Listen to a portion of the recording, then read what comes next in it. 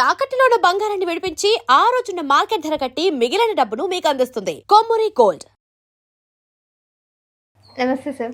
నమస్కారం అండి. సార్, చాలా వరకు అన్ని విషయాల్లో బాధపడటం వేరు కానీ ఈ డయాబెటీస్ ఏదైతే ఉందో బేసికల్లీ ఇండియాలో టాప్ మోస్ట్లో ఒకటి ఉంది అని అంటే హెల్త్ ఇష్యూలో డయాబెటీస్ అంటూ ఉంటారు.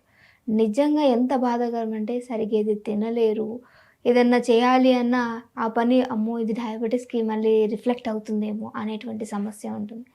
దీన్ని మనం ఏ విధంగా కంట్రోలింగ్ చేయాలి అంటారు? పూర్తిగా పోతుందా అంటే డౌటే. దాని కంట్రోలింగ్ వరకైనా సరే ఎలా సార్ దీన్ని? ఏంటంటే డయాబెటీస్లో చాలా టైప్స్ ఉంటాయి. టైప్ 1 డయాబెటీస్ అని, టైప్ 2 డయాబెటీస్ అని, జెస్టేషనల్ డయాబెటీస్ అని, లేదా కొంతమంది జూనియర్ డయాబెటీస్ అంటారు. అంటే చిన్నపిల్లల నుంచి కూడా డయాబెటీస్ వచ్చే ఛాన్స్ ఉంటాయి. అట్ ఏజ్ ఆఫ్ 5-6 వాళ్ళకు కూడా షుగర్ లెవెల్స్ ఎక్కువ వచ్చే ఛాన్సెస్ ఎక్కువ. డయాబెటీస్ రావడానికి మనం అనుకున్నట్టుగా చాలా రీజన్స్ ఉంటాయి.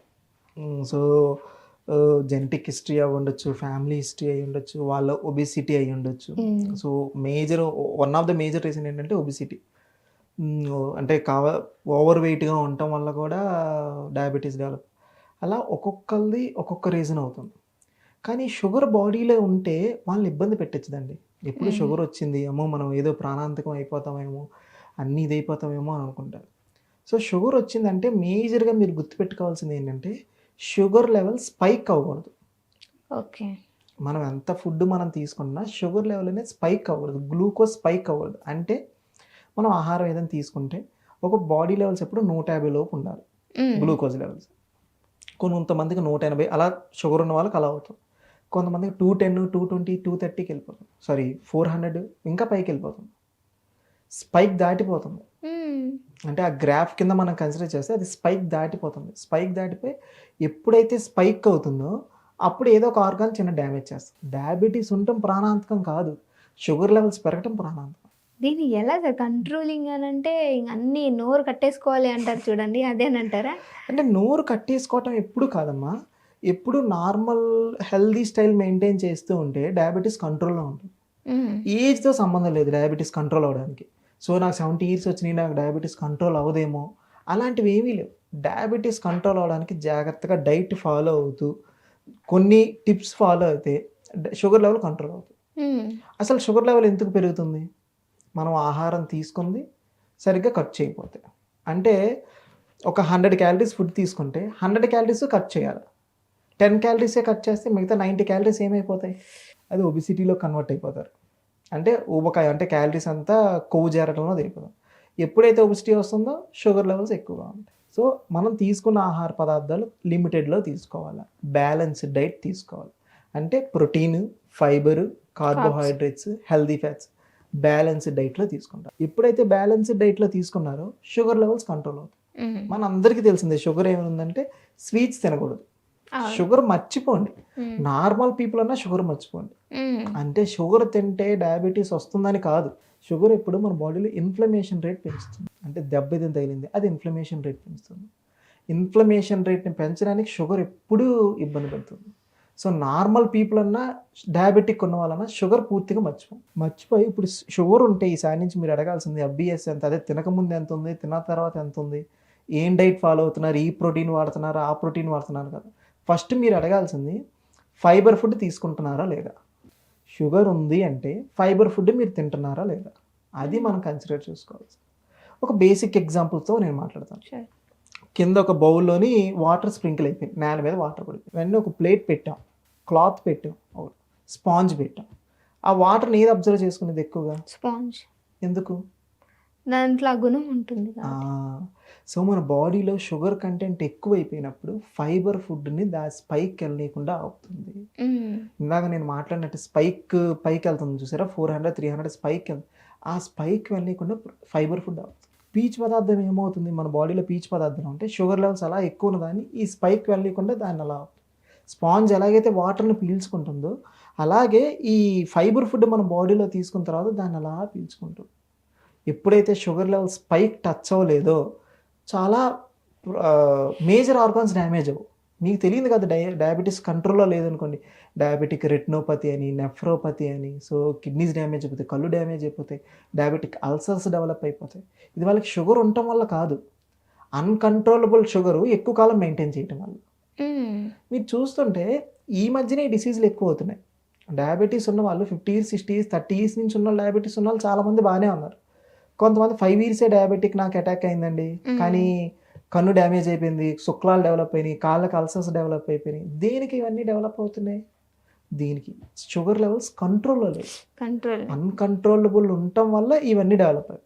ఇప్పుడు మన ఇంట్లో ఉండే వస్తువులతోనే మన డయాబెటిక్ ఎలా మనం కంట్రోల్ పెట్టుకోవచ్చు అంటే ఏ ఆహార పదార్థాలు తీసుకుంటే డైట్లో మనం షుగర్ లెవెల్ స్పైక్ అవ్వకుండా ఆపే దాని గురించి మనం ఫస్ట్ ఫైబర్ ఫుడ్ గురించి మనం మాట్లాడాలి. అలా కాకుండా ఇంట్లో ఇంకేమున్న వాటి గురించి మనం మాట్లాడుకోవాలి. First vitamin C. Vitamin C మన బాడీలో షుగర్ అబ్జార్ప్షన్ చాలా వరకు బెటర్గా చేస్తుంది. వైటమిన్ సి ఎక్కువగా ఏమేమి ఉంటాయి? లెమన్ వాటర్లో ఉంటాయి, లెమన్లో ఉంటుంది, ఆమ్లాలో ఉంటుంది, అంటే ఉసిరిలో ఎక్కువగా ఉంటుంది వైటమిన్ సి, కివీ ఫుడ్లో ఉంటుంది. సో మనకు తగ్గట్టుగా వైటమిన్ సిని మన బాడీలో మనం పెట్టుకుంటాం. సో రెండో దాని గురించి మనం మాట్లాడుకుంటే సినామాన్, దాల్చిన చెక్క అంటారు చూసారు. సో ఈ దాల్చిన చెక్క ఏమవుతుందంటే బాడీలో గ్లూకోజ్ లెవెల్స్ స్పైక్ అవ్వకుండా, అంటే ఎక్కువ ఒక 100 లెవెల్ 150 అలా ఉన్న తర్వాత దాన్ని బాడీలోకి ఈజీగా అబ్జర్వ్ అవ్వకుండా అవుతుంది. అంటే షుగర్ లెవెల్ బాడీలో మనం ఏదైనా ఆహారం అంటే అల్టిమేట్ మనం ఏదైనా ఫుడ్ తీసుకుంటే అల్టిమేట్ రిలీజ్ అవ్వాల్సింది గ్లూకోజ్. ఏ ఫుడ్ తీసుకున్నా బ్లడ్ స్ట్రీమ్లో గ్లూకోజ్ రిలీజ్ అవుతుంది. ఆ గ్లూకోజ్ బ్లడ్ స్ట్రీమ్లోకి వెళ్ళి ప్రతి ఆర్గాన్కి వెళ్ళి హెల్తీగా మెయింటైన్ అవుతుంది. ఈ సినామన్ వాటర్, సినామన్ పౌడర్ మనం వాడటం వల్ల ఏమవుతుందంటే షుగర్ లెవెల్ దానిలోకి వెళ్ళకుండా కొద్దిగా బ్లాక్ చేస్తాం. ఆ పాత్వే మనం అంటే బిఫోర్ ఫుడ్ తీసుకోవాలంటారు సార్? బిఫోర్ ఫుడ్ తీసుకుంటాం. బిఫోర్ ఫుడ్ మనం తీసుకుంటే వన్స్ ఇప్పుడు మీరు హెవీ మీల్ ఏదైనా తీసుకున్నప్పుడు ఏంటంటే మీరు ఇందాక ఫస్ట్లో అన్నారు నోరు కట్టేసుకొని ఉండాలా సార్ అని. చాలామంది అకేషన్స్కి బయటికి వెళ్తారు. అకేషన్స్కి బయటికి వెళ్ళినప్పుడు అక్కడ అంత హెవీ ఫుడ్ ఉండేది, మనం ప్లేట్లో పెట్టుకొని తినకపోతే చూసే వాళ్ళ దగ్గర పరుగు పోయిద్దని ఒక బాధ. ఇంకో రీజన్ ఏంటంటే మనం తక్కువ పెట్టుకుంటే వాడు ఏదో ఒకటి అడిగితే వీడికి ఏం ఎక్స్ప్లెనేషన్ ఇవ్వాలని అదొక థాట్. ఏం బాగోలేదని చెప్తే వాడు ఎలా అబ్జర్వ్ చేసుకుంటాడు, దీన్ని ఎలా డైజెస్ట్ చేసుకుంటాడు, ఏవేవో రోగాలు ఉన్నాయేమో అని అనుకుంటారేమో. ఈ సోషలైజ్డ్గా సగం ఫీల్ అవుతుంది. సో ఏం చెప్తానంటే అకేషనల్గా ఫుడ్ తీసుకోండి, బ్యాలెన్స్డ్ డైట్ కాకుండా అకేషనల్గా మీరు ఫుడ్ తీసుకున్నారు, ఓకే బాగా ఈ ప్రికాషన్స్ టిప్స్ ఫాలో అవ్వండి. మీరు ఏదైనా ఫుడ్ వేసింది, ఇప్పుడు నైట్ టైం మీటింగ్ ఉంది, సాఫ్ట్వేర్ వాళ్ళు ఏమైనా ఉంటే ఏదైనా మీటింగ్స్ ఏమైనా పెట్టుకుంటారు. సో నైట్ ఏమో డిన్నర్, మధ్యాహ్నం నైట్కే ఏదో ఉంది, మీరు వెళ్ళే ముందు నుంచి ప్రిపేర్ అవ్వండి. మార్నింగ్ పూట ఏం తినద్దు, ఫైబర్ ఫుడ్ ఎక్కువ తీసుకోండి. మధ్యాహ్నం పూట ఏం చేస్తారు, వెళ్ళే ముందు సినామన్ వాటర్ కొద్దిగా వాటర్తో తాగుతూ ఉండండి. దానివల్ల ఏమో షుగర్ లెవెల్ ఎక్కువ వెళ్ళకుండా ఆగుతుంది. అక్కడ హెవీ మీల్ తినేశారు, అయిపోయింది, ముందు చేశారు. నెక్స్ట్ మనం తయారు చేయాల్సింది ఏంటి? ఇది అందరికీ తెలిసిందే, మెంతాకు పౌడర్. అందరికీ తెలిసిందే మెంతాకు. సో మెంతాకులో నాకు చాలా బెటర్గా ఉండిద్ది అని అందరూ మెంతులతో, అందరూ డయాబెటీస్ ఉన్న వాళ్ళకంటే మెంతులు తినాలని అందరికీ ఒక ఐడియా ఉంది.